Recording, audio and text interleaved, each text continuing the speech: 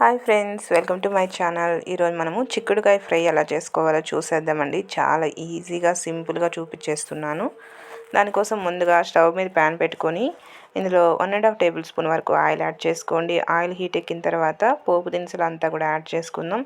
ఇవి కాస్త ఫ్రై అయిన తర్వాత ఇందులోకి సన్నగా కట్ చేసుకున్న ఆనియన్స్, కరివేపాకు రెమ్మలు కూడా యాడ్ చేసుకోండి.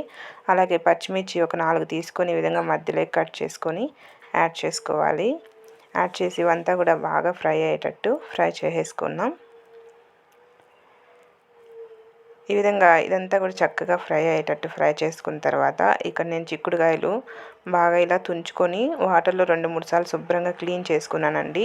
ఈ చిక్కుడుకాయలు ఇలా మధ్యలోకి తుంచుకుంటే లోపల ఏమైనా ఉన్నా కూడా మనకి ఈజీగా కనిపిస్తుంది. కాబట్టి ఈ విధంగా క్లీన్గా తుంచుకొని ఒక 3-4 సార్లు వాటర్తో క్లీన్ చేసుకొని తర్వాత ఇందులో యాడ్ చేసుకొని ఇదంతా కూడా ఇలాగే ఫ్రై చేసుకుందాం. ఈ చిక్కుడుకాయలు నేను బాయిల్ చేయలేదండి, డైరెక్ట్ అంతే యాడ్ చేస్తున్నాను. బాయిల్ చేయాల్సిన అవసరం లేదు ఈ ఫ్రైకి.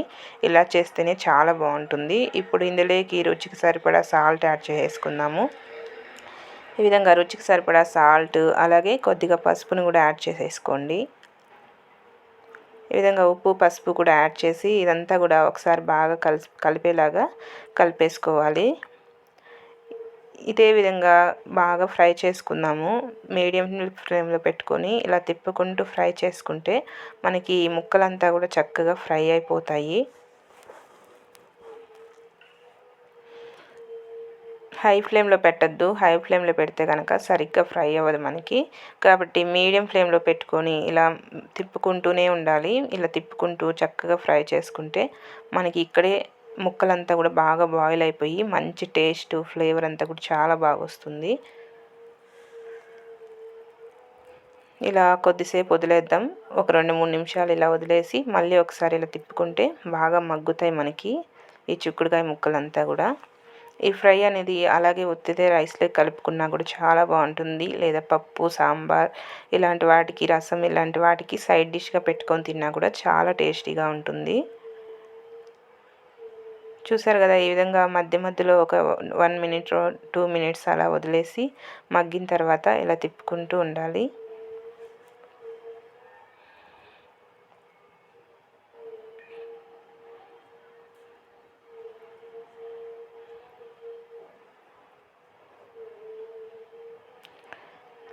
ఈ విధంగా మధ్య మధ్యలో తిప్పుకుంటూ ఇందులో మసాలా ఏమీ యాడ్ చేయాల్సిన అవసరం లేదండి. జస్ట్ రెడ్ చిల్లీ పౌడర్ని యాడ్ చేసుకుంటే సరిపోతుంది. మీకు ఇష్టమన్న వాళ్ళైతే కొబ్బరి పొడి లేదా పల్లి పౌడర్ అయినా కూడా యాడ్ చేసుకోవచ్చు. అది కూడా చాలా బాగుంటుంది. లేదా ఉత్తది రెడ్ చిల్లీ పౌడర్ యాడ్ చేసుకుంటున్నాను నేనైతే కనుక. ఇలా ఉత్తి రెడ్ చిల్లీ పౌడర్ని యాడ్ చేస్తే ఇది కూడా చాలా టేస్టీగా ఉంటుందండి. ఇది ఒక డిఫరెంట్ టేస్ట్ వస్తుంది. మనకు పల్లి పౌడర్ వేస్తే ఒక టేస్ట్, కొబ్బరి పొడి వేస్తే ఒక టేస్ట్ వస్తుంది.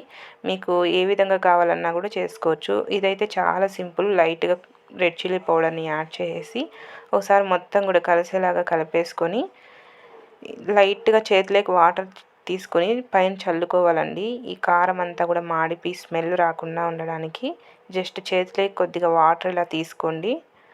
ఇలా తీసుకొని ఇలా జీలకరించుకోవాలి. ఇలా దీనిపైన ఇలా ఒక 2 సార్లు ఇలా జీలకరించుకొని మధ్య మధ్యలో ఇలా కలుపుకుంటూ ఒక 5 నిమిషాల పాటు ఫ్రై చేసుకుంటే చక్కగా రెడీ అయిపోతుంది మనకి ఈ ఫ్రై అనేది.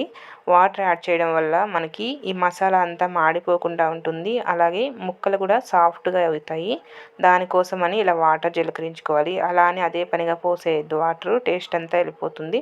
జస్ట్ చేత్తో ఇలా జీలకరించుకుంటే సరిపోతుంది. చూసారు కదా, ఇలా జీలకరించుకొని ఒక 2-3 నిమిషాలు ఫ్రై చేసుకుంటే ఎంతో టేస్టీ అయినటువంటి చిక్కుడుకాయ ఫ్రై మనకి రెడీ అయిపోయింది. మీరు కూడా ట్రై చేసేయండి. Bye friends.